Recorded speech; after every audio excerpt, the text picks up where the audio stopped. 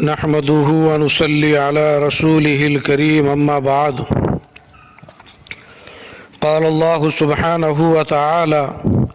فأعوذ بالله من الشيطان الرجيم بسم الله الرحمن الرحيم وَلَنَبْلُوَنَّكُمْ بِشَيْءٍ مِّنَ الْخَوْفِ وَالْجُوعِ وَنَقْصٍ مِّنَ الْأَمْوَالِ وَالْأَنفُسِ وَالثَّمَرَاتِ وَبَشِّرِ الصَّابِرِينَ صدق اللہ مولانا العظیم۔ غریب و سادہ و رنگی ہیں داستان حرم، غریب و سادہ و رنگی ہیں داستان حرم، نہایت اس کی حسین ابتدا ہے اسماعیل۔ محترم سامعین کرام، السلام علیکم ورحمۃ اللہ وبرکاتہ۔ یہ حقیقت ہے کہ دنیا خیر و شر کی آماج گاہ اور اپنے آغاز ہی سے عدل و ظلم، حق و باطل اور سچائی و جھوٹ کی کشمکش یہاں جاری رہی ہے۔ بعض مرتبہ شر کی ہنگامہ آرائی اور باطل کی ولولہ خیزی حق کو ریزہ ریزہ کرتی ہوئی اور خیر پر غالب آتی ہوئی نظر آتی ہے، لیکن جلد ہی نہایت آب و تاب، شان و شوکت اور جاہ و جلال کے ساتھ سچائی کا سورج ظلم کی تاریک بدلی سے نمودار ہوتا ہے اور حق کی شمع روشن ہو کر کائنات کے ذرے ذرے کو منور کر دیتی ہے۔ تاریخ میں ایسی سینکڑوں مثالیں ملتی ہیں جس نے انسانی سماج و معاشرے اور انسانی زندگی پر گہرا اثر ڈالا اور جس نے انسانی عقل کو جھنجھوڑ کر رکھ دیا، اپنے پرائے ہر ایک کے دل کو تیزی سے دھڑکنے، آنکھ کے بادل کو برسنے اور عشق کے پیمانے کو چھلکنے پر مجبور کر دیا۔ وہ واقعہ کربلا ہے جو نبی علیہ السلام کے اس دنیا سے پردہ فرمانے کے ٹھیک 50 سال بعد، آج سے تقریباً 1385 سال قبل 10 محرم الحرام سن 61 ہجری مطابق 10 اکتوبر 680 عیسوی بروز جمعہ یوم عاشوراء کو سرزمین عراق کے مشہور خطے کربلا میں پیش آیا، جو شہر کوفہ سے کل 75 کلومیٹر اور شہر بغداد سے 103 کلومیٹر کے فاصلے پر واقع ہے۔ اس تاریخ ساز و دردناک واقعے کا پس منظر کچھ اس طرح سے ہے کہ کاتب وحی، صحابی جلیل، امیر المؤمنین حضرت امیر معاویہ رضی اللہ تعالیٰ عنہ کے وصال کا وقت جب قریب آیا تو آپ نے اپنے لڑکے یزید کو اپنے بعد اسلامی سلطنت کا ولی عہد اور امیر مقرر فرما دیا۔ یقیناً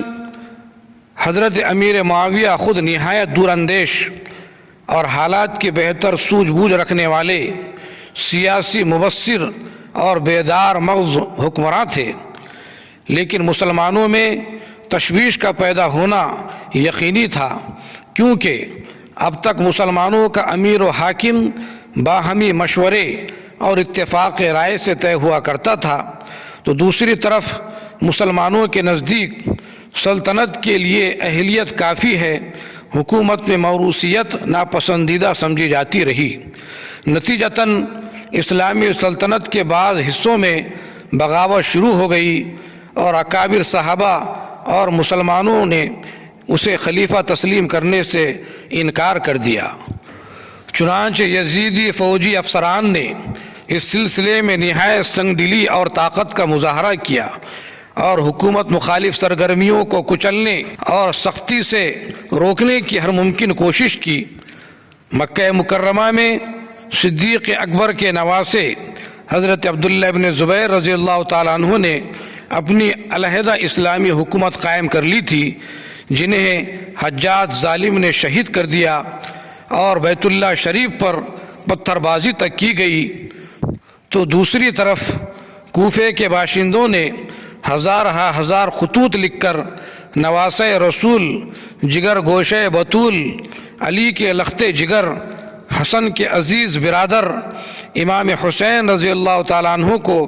کوفہ آنے اور اسلامی سلطنت کو قائم کرنے کی دعوت دی اور مکمل مدد و نصرت اور یزید کے خلاف کامل طور پر آپ کی امداد کا یقین دلایا۔ چنانچہ آپ نے اپنے چچا زاد بھائی حضرت مسلم ابن عقیل کو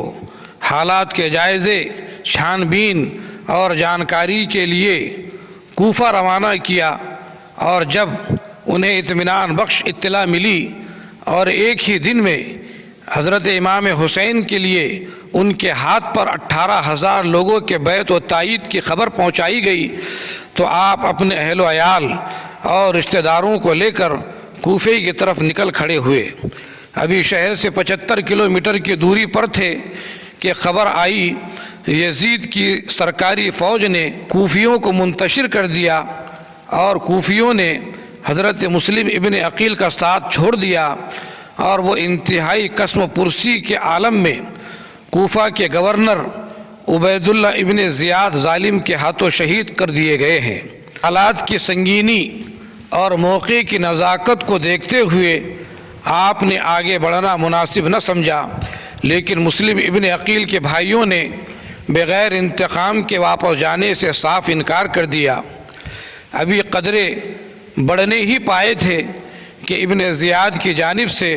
حر ابن یزید 1000 کا لشکر لے کر آپ کے قافلے کے سامنے آ گیا۔ عمرو ابن سعد اور پھر شمر ابن ذی جوشن بھی دیکھتے ہی دیکھتے 4000 کی افواج کے ساتھ فروکش ہو گئے۔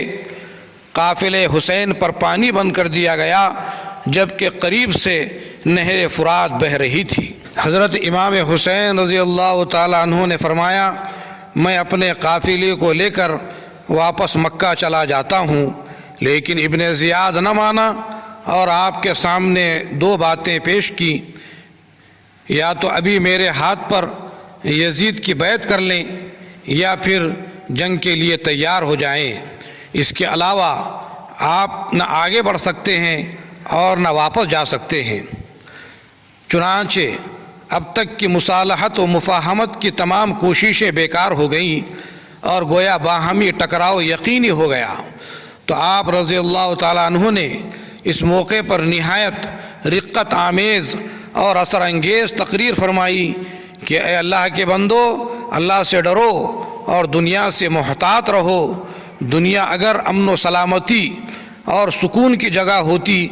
تو پیغمبر علیہ السلام یہاں رہنے کے زیادہ مستحق ہوتے، لیکن حقیقت یہ ہے کہ دنیا فانی، اس کی راحتیں اور خوشیاں عارضی ہیں، اور بہترین توشہ خدا کا خوف ہے۔ آپ رضی اللہ تعالیٰ عنہ نے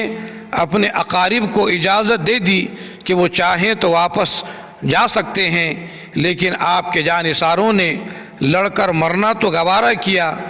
لیکن آپ کو تنہا چھوڑ کر سکون کے ساتھ واپس جانا مناسب نہ سمجھا۔ بہرحال 72 افراد پر مشتمل یہ قافلہ، جن میں اہل بیت، خواتین اور بچے بھی شامل تھے، جنگ کرنے پر مجبور ہو گیا، جبکہ ابن زیاد کی فوج ہزاروں پر مشتمل تھی۔ آپ کا ہر ساتھی آپ کی آنکھوں کے سامنے بڑی دلیری اور جانبازی سے لڑتا شہید ہو گیا۔ بچوں اور خواتین کو چھوڑ کر تمام جوان جنگ میں شہید ہوئے اور راہ حق میں جان آفری کے سپرد کر دی۔ امام حسین شیر خدا علی مرتضیٰ کے فرزند تھے۔ آپ نے باطل کے سامنے گھٹنے ٹیکنے، سکون کے ساتھ گھر میں زندگی گزارنے اور باطل کے سامنے سر جھکانے کے مقابلے میں ہمت کا مظاہرہ کیا، حتیٰ کہ راہ حق میں سر کٹانا بہتر سمجھا، لیکن ظالموں کے سامنے سر نہیں جھکایا۔ قتل حسین اصل میں مرگ یزید ہے، قتل حسین اصل میں مرگ یزید ہے، اسلام زندہ ہوتا ہے ہر کربلا کے بعد۔ آپ برابر دشمن سے مقابلہ کرتے رہے، اس حال میں کہ آپ کے بدن مبارک پر نیزے کے 33 اور تلوار کے 34 زخم تھے۔ جب لڑتے لڑتے تھک کر چور ہو گئے تو شمر ابن ذی جوشن آگے بڑھا اور آپ کو شہید کر دیا۔ سنان ابن انس نخعی نے لپک کر سر کو تن سے جدا کر دیا اور سر اٹھائے جوش کی حالت میں عبید اللہ ابن زیاد کے پاس پہنچا۔ پھر ابن زیاد نے اپنے اہلکاروں کے ذریعے آپ کے سر کو یزید کی جانب روانہ کر دیا، لیکن یزید بجائے نہایت خوش ہونے کے اس صورتحال سے رنجیدہ ہوا اور اس پر ناگواری کا اظہار کیا اور اکرام کے ساتھ اہل بیت کو واپس مدینے روانہ کر دیا، اور اس کے بعد یزید بمشکل 2 سال زندہ رہا۔ آپ کے اہل بیت میں آپ کے بڑے فرزند علی، 6 ماہ کا چھوٹا لڑکا علی اصغر، بھتیجوں میں عبداللہ، قاسم اور ابو بکر، بھائیوں میں جعفر، محمد، عون، چچا زاد بھائیوں میں حضرت عقیل کی اولاد میں سے عبداللہ، عبد الرحمن اور جعفر وغیرہ شہید ہو گئے۔ ان تمام کو اہل قادسیہ نے ایک دن بعد دفن کیا۔ مخالف فوج میں سے تقریباً 88 لوگ قتل ہوئے۔ جنگ کی آگ بھڑکانے میں عبید اللہ ابن زیاد، شمر ابن ذی جوشن، سنان ابن انس نخعی، عمرو ابن سعد، حر ابن یزید،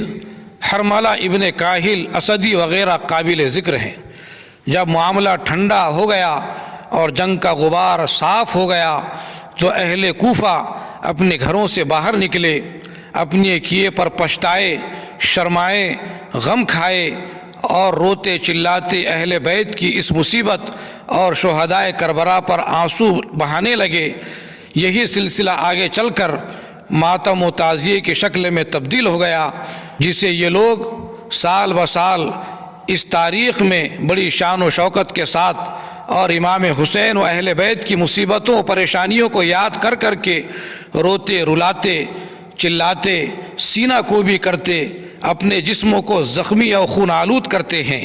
جبکہ شریعت میں اس کی کوئی اصل نہیں، اور آپ صلی اللہ علیہ وسلم نے نوحہ و ماتم سے سختی سے منع فرمایا اور فرمایا النیاحۃ من الجاہلیت، کہ نوحہ جاہلیت کے کاموں میں سے ہے۔ اللہ سے دعا ہے کہ اللہ تبارک و تعالی امام حسین اور شہدائے کربلا کے قربانیوں کو قبول فرمائے، ان کو اعلیٰ علیین میں جگہ عطا فرمائے، اور ہمیں امام حسین اور ان کے رفقا کے نقش قدم پر چلنے اور باطل کے سامنے جھکنے کے بجائے حق کے جھنڈے کو بلند کرنے اور اللہ کے کلمے کو اونچا کرنے کی توفیق عطا فرمائے، اور راہ حق میں ضرورت پڑنے پر اپنی جان آفری کے سپرد کرنے کی توفیق عطا فرمائے۔ والسلام علیکم ورحمۃ اللہ وبرکاتہ۔